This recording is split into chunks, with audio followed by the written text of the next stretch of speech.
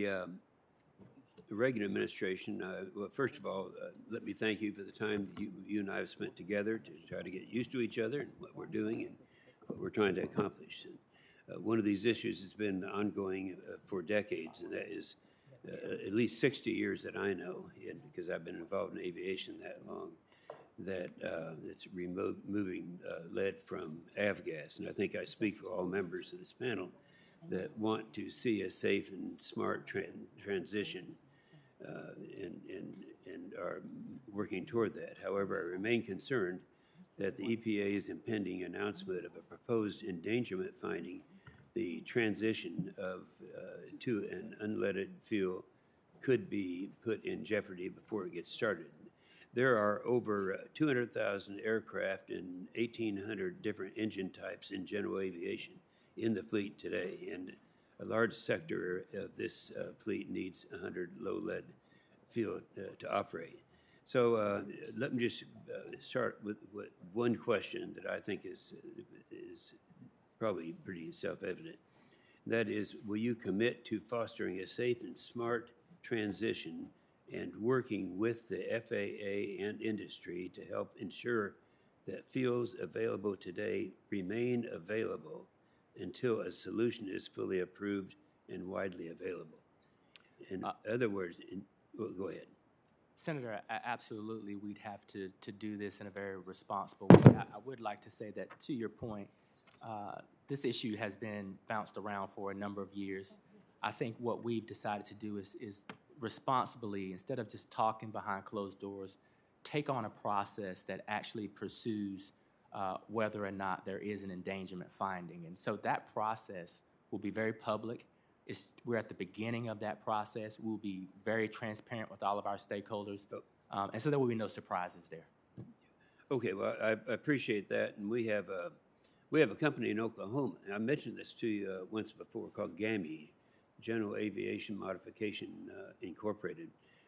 They're leading the nation in this new field, and they've been so very successfully, and I think that we're in a position now where we're going to be able to maintain what we have now until such time as we have the security that's backing behind it.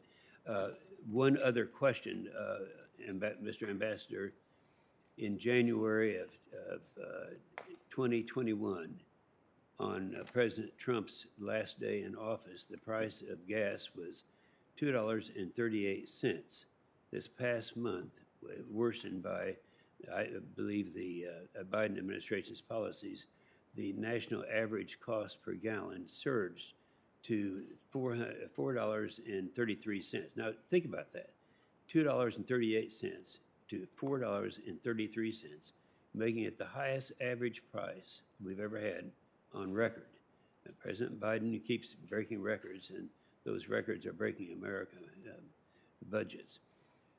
In November, you released a proposal that would impose new burdensome methane regulations on the oil and gas sector, which could lead to devastating consequences for American jobs immediately. And Democrats in Congress have proposed a methane tax that would increase the average family's electricity and heating bill by some 17%, which is huge. And we're going to keep talking about that because it has to be talked about.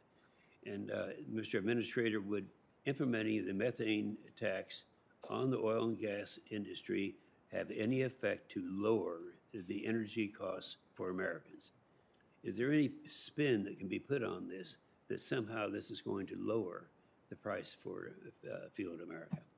Well, you know, Senator, I think that the methane, what we've done is I think we've provided strong technical assistance to Congress as Congress deliberates on what that methane tax program would look like. What our focus is ensuring that any program that's designed would be complementary to the proposed methane rule that we have in place. Yeah, well, here's the problem I have with that answer.